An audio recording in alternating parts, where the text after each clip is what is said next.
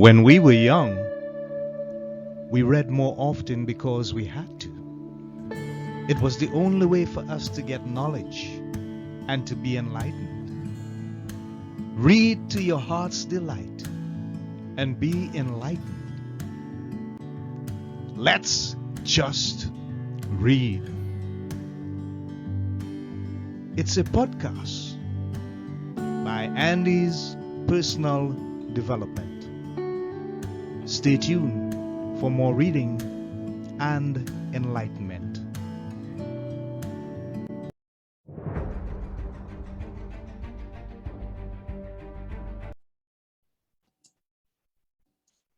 Okay, so we are live on the studios of Let's Just Read, and our guest is none other than, he is known as the Life is Too Short Guy author, and he is the Life is Too Short Guy, Scott White. He's also the CEO and chairman of a public real estate investment company that specializes in healthcare and senior living property investment throughout North America. The interesting thing about this is that after the first 3 years of the initial public offer in 2016, his company was considered as the fastest growing public real estate company in the United States. Well done, Scott. Congratulations to you, guy, on that. Welcome to Let's Just Read. How are you doing today, sir? I'm wonderful. I'm so happy to be here, Andy. Thank you. Glad that you had the time to share with us. And now we just want to get into who Scott White is. But before we do that, I just want to remind folks that this book that we're about to get into and the philosophy and the belief, the foundation of the book is based on this guy's personal story. He's not talking about anybody else's story, but his. So it's going to be real, it's going to be valuable. And he says it's strategies to make every day the best day ever. I love it. Scott, tell us a bit about LITSG, and then I want to ask you to go back down memory lane a little bit, but I'm really excited about LITSG. Tell us about that a little bit. I'm excited about it as well. I refer to it as LITSIG, which is the acronym for Life is Too Short Guy. LITSIG is my life philosophy. It's a series of principles that I'm trying to share with the world to make the world a happier place. It's meant to be a series of core principles. There's 10 of them that hopefully your viewers or my readers will take away. They'll extract something that they could, listen to this and be like, hey, I could do that. I could smile a little bit more. I could spend some more time with friends and family. I can do some of these things to live a happier, more fulfilling life. Yeah, sounds good. Thanks for sharing, Scott. I want to ask you about your childhood days and growing up as a young man, but there's something in the back of my mind that I need to get out. And that something is this, there's a saying, we ought to live life one day at a time. A lot of people believe in that philosophy, but I get the feeling that you have micromanaging and that your philosophy is based on living life one moment at a time. Tell me if I'm right or if I'm wrong. Absolutely. So you're 100% right. The book and the philosophy really is the intersection. If you were to imagine a chart, the intersection of urgency and happiness. Be happy today. Live your life today. Make the most of every, as you said, minute today. Too often we get caught up in the day-to-day, call it grind, the day-to-day habits, the day-to-day whatever it is. And then we look back at the end of the day, the end of the week, the end of the month, and we're like, I'm exhausted. I've been running so quickly and I don't know what I got done. So my goal, my mission is to make the world happier one smile at a time and to get people to reflect on how they're using their minutes. Yeah, absolutely fantastic. Thank you for sharing, Scott. So now let's just have some nostalgia, if you don't mind. Where did your sense of awakening and your sense of what you thought the world was about started as a young man for Scott White? Where did it begin for you? So the philosophy evolved over the course of my entire life. There wasn't one specific moment where all of a sudden I was like, aha, life is too short. I do think people have those moments. And in the book, I talk about those moments where people have what I refer to as major life epiphanies or aha moments, that proverbial kick in the head, the illness diagnosis, the death of a family or a friend, the major injury or catastrophic setback. And people have those. And what I want people to realize is you don't have to wait for that. Today could be your aha moment. So for me, I'd say there were 4 events in my life that certainly impacted my thinking. Again, not one specific moment. And these 4, I think, contributed in different ways. The first one, I think back to when I was 10 years old. So this was 40 years ago as I approached the half-century mark. It was mid-1980s, and I was working on a project with my dad, and he cut his finger. He ended up going to the hospital, and that night, my mom came running into my room in the middle of the night to tell me Dad had a heart attack at the hospital. And that was an eye-opening, major life awakening. Wow. Yeah, you're 10 years old in the 80s. Dad had a heart attack. Then my dad went on to have triple bypass surgery, which, today is a pretty serious surgery. You think about it in the 1980s and how serious it was. That really was an early childhood memory of life is too short. Life is precious. You don't know what tomorrow is going to bring. Go out and embrace it. And then I fast forward, quite a ways to the events of 9/11.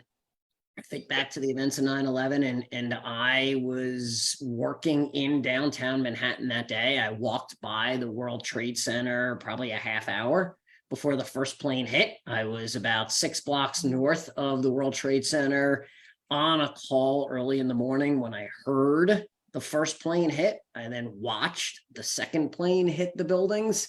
I then watched the towers fall. And in the next couple of weeks, I lived right across the water in Hoboken, New Jersey, a mile or 2 from ground zero. And that really had a big impact on me. In fact, I would tell you that on September 10th, I was a junior investment banker on Wall Street. That was all about career and climbing the corporate ladder, and family would happen when I got around to family. And about 14 months later, my wife and I had our first child. So that really was a wake-up call, a change in perspective. Oh, wow, life is too short. And then, you fast forward again, and about 15 years ago, my father passed away, and about 7 years ago, my mother passed away. So those were 4 big moments in my life: my dad's heart attack, the events of 9/11, and the deaths of both of my parents at fairly young ages is having meaningful impacts on me and my philosophy around Litzig.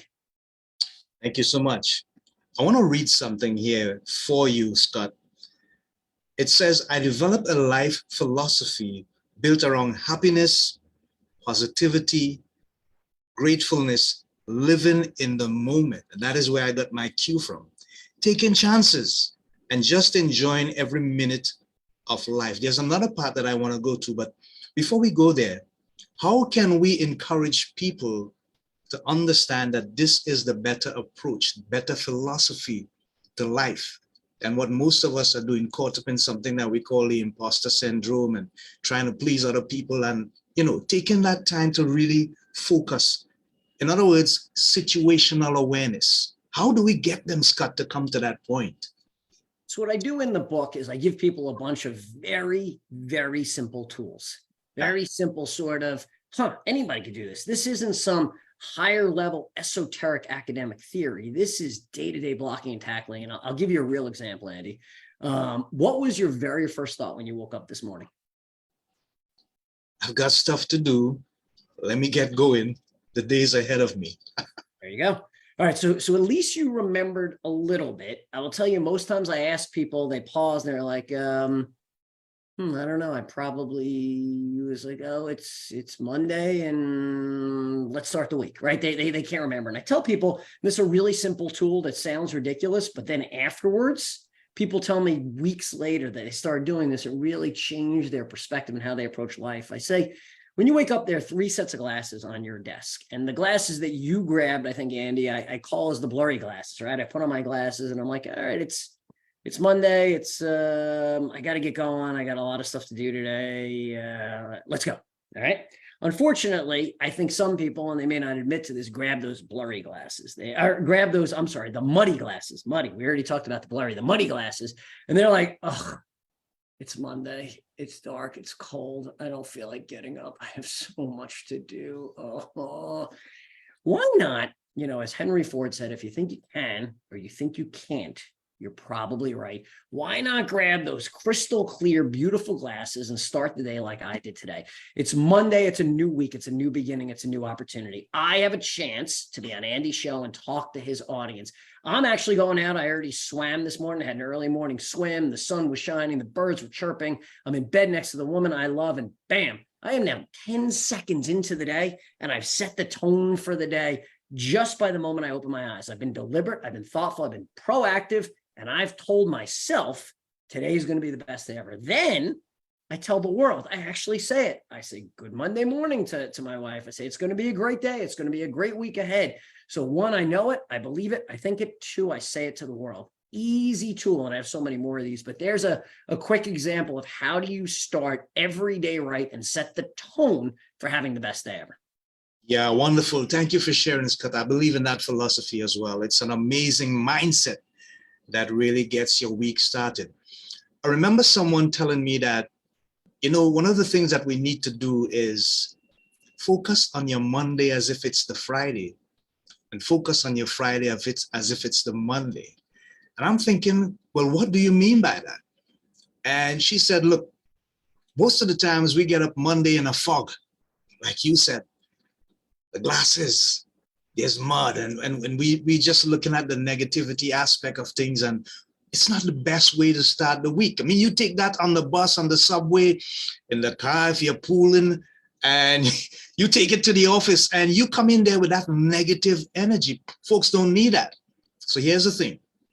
How about you think, hey, it's Monday, but look at it from a Friday perspective. The TGIF attitude. Thank God it's Friday. But the thing about it is that most folks are so caught up and stuck in that attitude of, oh my gosh, I gotta go to the office. I gotta face the traffic and stuff.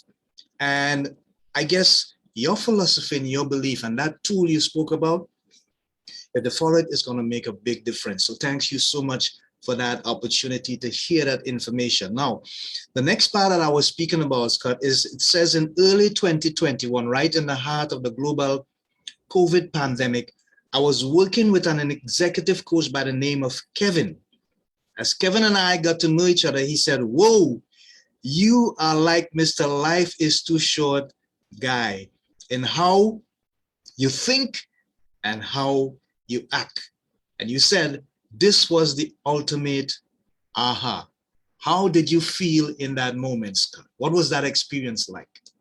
So it was fascinating because, as I said before, the philosophy has been evolutionary over the course of my life. There wasn't a moment where I was like, all right, that's your life philosophy. However, I didn't have a title for it. I didn't have a name for it. I couldn't say, had you and I met a couple of years ago, you would have been like, what's your life philosophy? I would have said, well, power positivity, live in the moment, make the most of every minute, attitude is everything. I would have said all these things, but I couldn't have defined it.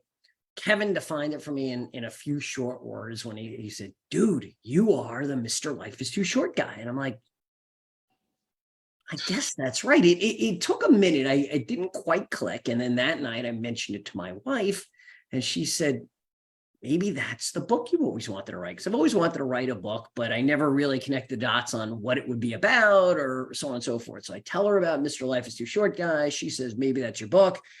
Of course, I'm not smart enough to realize it. And I'm like, that's ridiculous. Well, what would that book be about? That doesn't make sense. She's definitely smarter than me. She planted that little seed. She watered that little seed for the next couple of weeks. She asked me a couple of times and I started writing it in early 2021. And then it stopped. It stopped. I was like, I don't know where this is going to go. And then early in 2022, I just re-engaged and went all in and said, you know what? For many years, people have said to me, love your attitude, love your energy, love your positivity. It would be amazing if we could somehow package that up and share it with the world. And that's when I was like, wait a second. This book is the vessel, the package for delivering this philosophy, for realizing what my passion is and sharing that with others. Yeah, thank you so much. That's powerful, Scott. I appreciate that. So tell us, in looking ahead, is there a sequel to this book? Are there any more ideas that can come to you for writing purposes? Tell us about that. So there's no doubt in my mind that I have found a new passion, I talk in the book about one of the principles is find your passion, and people's passions change over their life. You don't have one passion in life. It's like that proverbial question, what's your purpose in life? And I think we spend too much time looking for that one purpose. We don't have one purpose. We have passions over our life. This has become my passion. And I realize I'm so excited, like right now, being on this call with you and telling you and sharing with your viewers the Litzik philosophy and trying to make one person smile a little bit more is my passion. So I will absolutely write more books. It will probably be in this genre of getting people focused on positivity, gratefulness, happiness, living in the moment, making the most of their life. I expect to do more time speaking. I have launched a professional speaking platform, and I've been touring the country. Later this week, I'll be out in Texas speaking to a company about the power of positivity, about living your best life. So I think what you could expect to see from me is a fairly robust public speaking, professional speaking tour, and at least another book or two in this same genre of happiness, gratefulness, positivity. Yeah, I was just thinking about the public speaking stuff because, you know, the things that come out of your book, strategies to make every day the best day ever, it's a powerful philosophy. And I think it is one that people would probably gravitate to a little more if they hear it coming directly from you. Agreed. Because as I said before, it's your personal experience. Have you done any of these speaking projects before? And if so, what is the feedback that you have gotten from the audiences?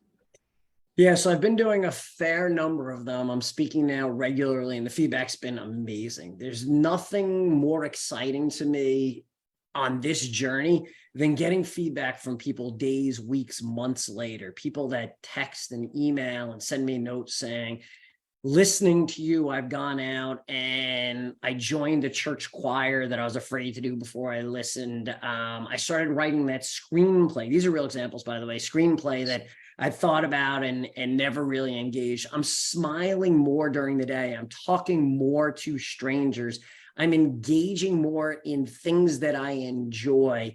I've had people say to me, let's see, other things that I've heard. Oh, I remember one very recently, somebody texted me saying, I'm standing in line waiting to get my green tea. And I just started crying.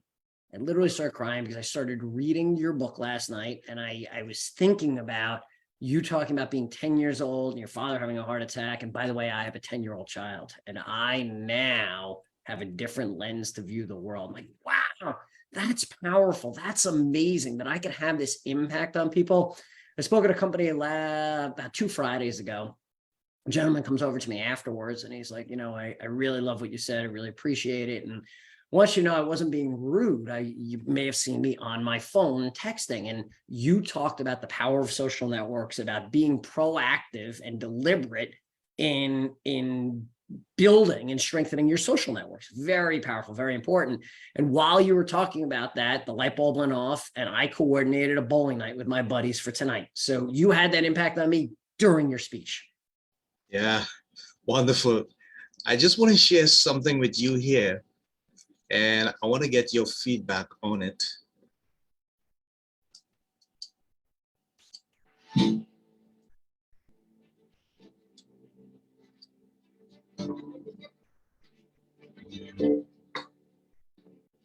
Litzik is an overarching concept, a series of principles. It's a way of life. It is a way of thinking. It's a way of leading and taking back to your companies. Most importantly, it's a way of making every day the best day ever. The concept is that this is not some higher level academic theory. This is day-to-day blocking and tackling, home, work, family, life. How do you live a happier life and make the world around you a happier place? The whole concept, the whole idea is there's so many simple things that we can do. We just don't think proactively about doing them on a daily basis.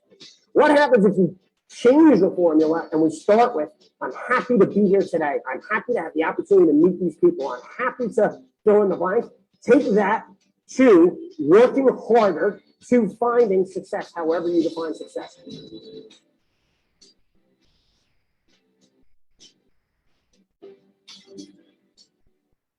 All right, now here's the thing. 3 things that are coming out to me, Scott. 1, proactive thinking.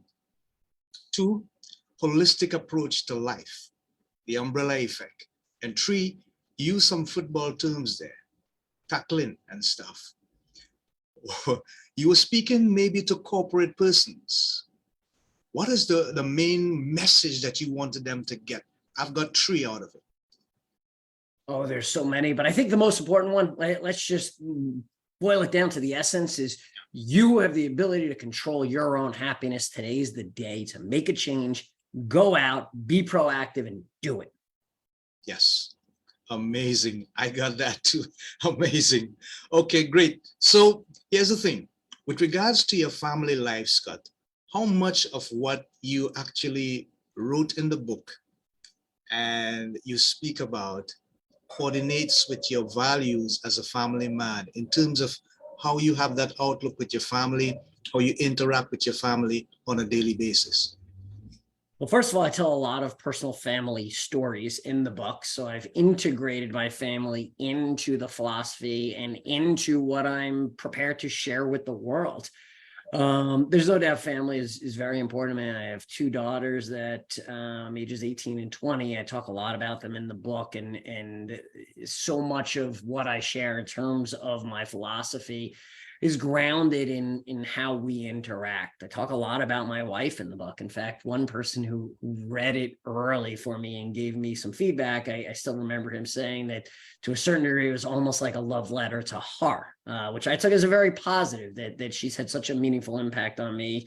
And my wife and I have been together since we're teenagers. I'm very grateful for that, and no one knows me better. But what it shows is that so much of the philosophy is grounded in family, is grounded in how I interact with my family, with my friends, with my social network. It's a big part of the Litzig philosophy.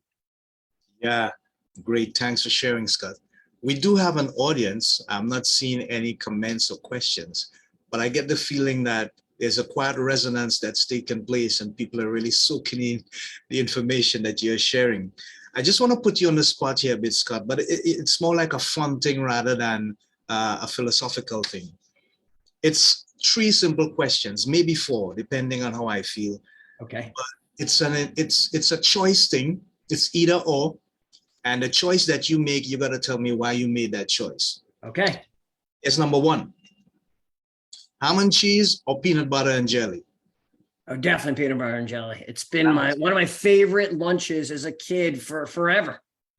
Yeah. Would you believe that almost 70% of the persons that are on this program choose peanut butter and jelly? Wow. It's not even a close call for me. I didn't have to think. All right, great. You could have stopped after peanut butter and jelly. You didn't even have to say or. Oh, man. Okay, great. That's full stop. Here's the thing. From a sporting perspective, is it Sunday night baseball or the NFL? I'm going to go with NFL, although I'll be very honest with you, I'm more a college sports guy. I love college sports. I'm enamored by it. I'm passionate about it.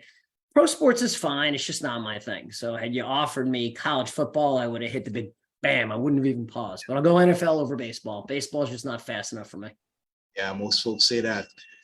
Great. One more.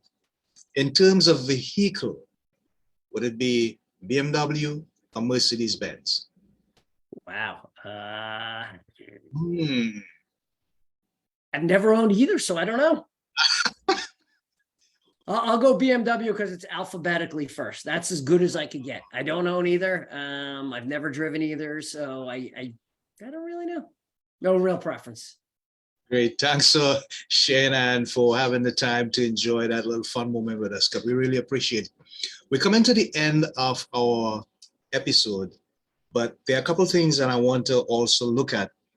And in terms of the book, in terms of what you intend to do going forward, the speaking engagements and so on, are you involved in any community development programs, let's say with young people or schools, or any of the NGOs in your area that are looking to do something for the young people, either academically or from a business perspective? Are you involved in any of those areas? So I have been speaking to some schools on these topics. I do think this topic, life is too short and living in the moment, positivity, gratefulness, really resonates with young people. I've even spoken in elementary schools. So I'd say that the ability to share this message with the youth of the world is one of my passions and one of my goals. Okay, great. Thank you for sharing. Really appreciate your time, Scott. You have been a wonderful and engaging guest on the program. And now we have 2 minutes, and I would like you to tell people how they can get a copy of your book, publication, and how they can engage with you personally with regards to the speaking, maybe the book tours that you're going to do. Just share your hashtag social information with them at this time. Wonderful. The easiest way to find me is at my website, lifeistooshortguy.com. It's pretty easy to remember, lifeistooshortguy.com. And there you could find links to purchase the book. You could find links to see my speaking and reach out to me to the extent that your organization is interested in me speaking. You can learn a lot more about, you can sign up for my newsletter. So lifeistooshortguy.com will show you all the social media links. Yeah, Scott, the question I'm about to ask you is based on not just your philosophy, but the way you see the world as it is right now. There are a lot of things that we would love to have not to deal with in the world today. And one of those things is poverty. What is your pet peeve with regards to stuff that you see happening in the world that you think maybe we could avoided it, or maybe we shouldn't have to deal with it? Maybe one, maybe two. Share with us. You know, it gets back to the philosophy. It's all about, I think the world's an amazing place. And sure, there are things that we can improve. There's always things you can improve. But within any sort of negative connotation you could offer, I could demonstrate something positive. Yes, it is unfortunate we have to deal with poverty, but there are different levels of poverty. It's all relative. You know, as I look around, for example, the United States, which is the lens through which I see the world, we have massive amounts of poverty. But then I ask people to reflect on other parts of the world, and our poverty in the US, you can't even use the same word to compare poverty in the US as you can to other parts of the world that really are dealing with substantial poverty. So for me, it's all about the lens through which you see the world. It's about finding positivity everywhere you are. And one of the things that and I'm going to tie this to the poverty quote or the poverty question, is people have asked me and said to me, you know, so much of your lens is through the lens of a white male in the US that has resources, and is it applicable to other people? And I say, you know, some of the happiest people in the world have literally nothing. They don't have a home. They don't have, they're worried about putting food on the table. And you could find a lot of this online. And I did a lot of research for the book. They live in developing countries with no infrastructure, yet they smile every day. They're grateful. They're happy. They're positive. So it has nothing to do with the money in your bank account, the car you drive, or the house you live in. It's all up here. It's all about perspective. It's all about how you view the world. I love that. I love that. If there's one statement that you could say to people, inclusive of what you just said, that's an amazing philosophy. But particularly the leaders of nations, what would it be to them, a parting statement that you would like them to always remember and not really forget? Life is too short. Make today the best day ever. I love it. On that note, we thank Scott White for being here with us on Let's Just Read. It has been an amazing episode of philosophy, belief, enlightenment, knowledge, information. This guy is full of all those, and we continue to support what you do, Scott, and we hope that you have continued success going forward with your speaking engagements, your family life, and all the things that you desire to do that you believe would make a difference in the world. You're certainly on the right path. So until next time, this is Andy of Andy's Personal Development, together with my guest, Scott White, on this program, Let's Just Read, saying so long, Godspeed, God bless. Namaste, shalom. Bye for now. Until next time, folks. See you soon.